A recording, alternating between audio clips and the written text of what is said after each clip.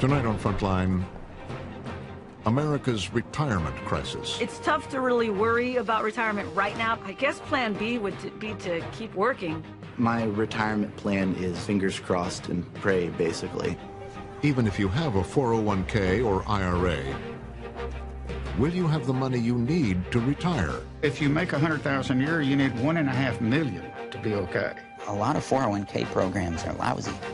You put up 100% of the capital, you take 100% of the risk, and you get 30% of the return. Correspondent Martin Smith investigates. Make it simple. That's a question that can only be answered on what your risk appetite is. If you don't want making it simple. Well, I wish it was simpler. If you want to gamble with your retirement money, be my guest. Tonight on Frontline, the retirement gamble.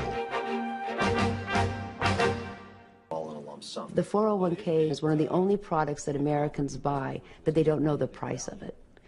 It's also one of the products that Americans buy that they don't even know its quality. It's one of the products that Americans buy that they don't know its danger. And it's because the industry, the mutual fund industry, have been able to protect themselves against regulation that would expose the danger and price of their products. The effects of the current economic crisis have touched everyone. Even if you still have a good job and a paid-up mortgage, chances are your monthly 401k statement will remind you that you've lost a good chunk of your savings.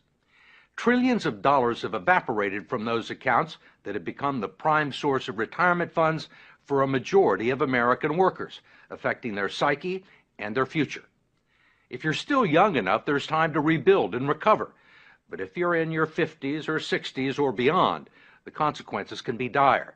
And it's drawing attention to the shortcomings of a retirement system that's jeopardized the financial security of tens of millions of people. The fact is that the typical 401k investor is a financial novice. They don't know a stock from a bond. And we give them a list of 20 or 30 mutual funds with really, really powerful names. You know, they sound like, gee, that's where I want to have my money. What are generally the quality of the mutual funds and 401k plans? Mediocre. I'm going to be real honest with you. With half the funds on the list, really dogs, what people would characterize as dogs, shouldn't be on the list to start with. There clearly has been a raid on these funds by the people of Wall Street, and it's cost the savers and the future retirees a lot of money that would otherwise be in their account, independent of the financial collapse. Representative George Miller of California is chairman of the House Committee on Education and Labor and a staunch critic of the 401k industry, especially its practice of deducting more than a dozen undisclosed fees from its clients' 401k accounts. Now you got a bunch of economic wizards jumping in and taking money out of your retirement plan, and they don't want to tell you how much. You can't decipher it in simple English, and they're not interested in disclosing it or having any transparency about it. And most of the people that look at their 401ks have no idea that these fees are being taken out. No. Where would you find it? Where would you find these fees in this prospectus? You can look on any page you want, and when you're all done reading it, and you will find some of the fees and the commissions here, but you won't find them all, and I bet you won't find half of them. There are legal fees, trustee fees, transactional fees, stewardship fees, bookkeeping fees, finder's fees, and the list goes on and on.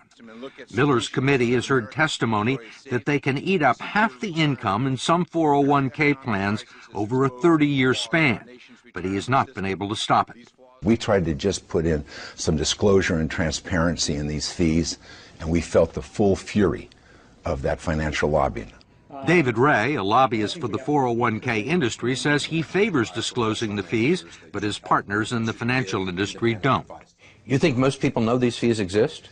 I think they know that there are fees. They don't know exactly how large they are. Why do you think the financial services industry is opposed to fee transparency? I don't know that they're opposed to it. I think the issue is... You don't think they're opposed to it? Well, they want to keep... You're a lobbyist in Washington, right? You know they're opposed to it. George Miller hasn't been able to get a bill to the floor. I think they want to keep the systems as simple and not make changes.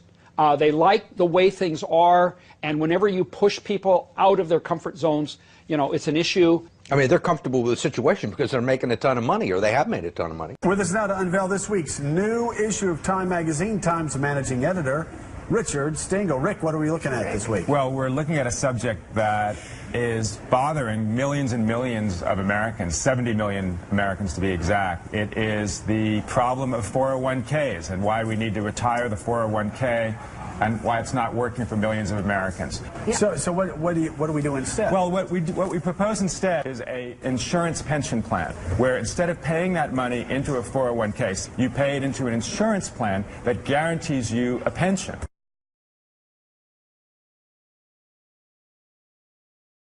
Well, what we propose instead is a insurance pension plan, where instead of paying that money into a 401k, you pay it into an insurance plan that guarantees you a pension. And that seems fair. I mean, the problem with the people who have lost all their money in their 401ks is 401k, isn't it supposed to be what you have when you retire? Why would you put money, 6% of your salary, into something that is a risk? Well, it's a risk, and then it's also something where you deplete it. I mean, it's basically a bunch of cash that you have when you retire, and you're supposed to take out 4 or 5% a year. I mean, and everyone depends on how you. That's the smart thing to do. It was for a long time. There's a whole business. I'm not sure it was. I mean, it's not even 30 years old, right? So you have a whole class of people who have grown up, these investment advisors, who take this thing and are telling you to do something that nobody has tested or not. It's like a vaccine that they haven't really tested, and they don't know what the long-term influence. Let's switch gears to another way to eliminate huge taxes. Life insurance. Just so you know, I say it on every program, I do not sell life insurance. I don't sell stocks, bonds, funds, annuities. I'm a tax advisor and an educator. And as a tax advisor, I'm advising you to take advantage of the single biggest benefit in the tax code, and that is the tax exemption for life insurance. You've heard me talk about the incredible leverage and tax-free benefits of life insurance, all tax-free. It's truly the best tax leverage available under the tax code. In these volatile and uncertain times, you need to focus on investments that give you control, options, flexibility, and certainty. And you want to remove both stock market risk and tax risk. And you want a guarantee. And you want it all tax-free. You can get all of that with certain kinds of permanent life insurance.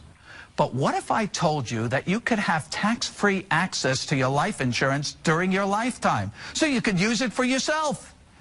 You could begin moving large amounts of money from taxable accounts into a tax-free permanent life insurance policy. The money grows tax-free inside the policy. You don't have to if those gains are earned within a life insurance policy. If your money's going to grow, it may as well grow tax-free, right? You need to realize that life insurance is an investment, but it's better than your typical investment accounts because it's tax-free. Oh, and one more thing. Life insurance comes with something else that you can never get from the stock market: a guarantee. Believe it or not, this is an area where you might want to invest the maximum you can into the policy. If you're approaching retirement or already retired and looking to shelter more of your taxable money into a tax-free vehicle, this might be the place for you. But the mistake most people make at this stage of life is trying to pay the least for the policy. So you might be thinking, how can paying less be a mistake?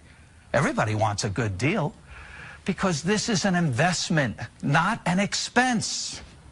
If you were saving money in a bank account, would you want to put in the most or the least? Of course you want to put in the most, because this is your savings. You should look at permanent life insurance the same way, except that the investment is tax-free. So why would you keep money growing in a taxable account when it can be transferred to a tax-free investment?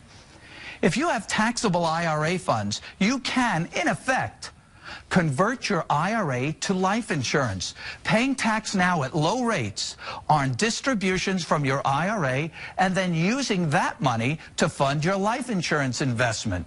That accomplishes two things. You reduce your future tax exposure in your IRA by taking distributions now, and you build up a tax-free source of retirement funds should you need them. If it turns out that you don't need to tap into your life insurance for retirement income, then the life insurance benefit builds for your family. Also income tax-free, and for most people, this is truly the best leverage available, and it's all under your control.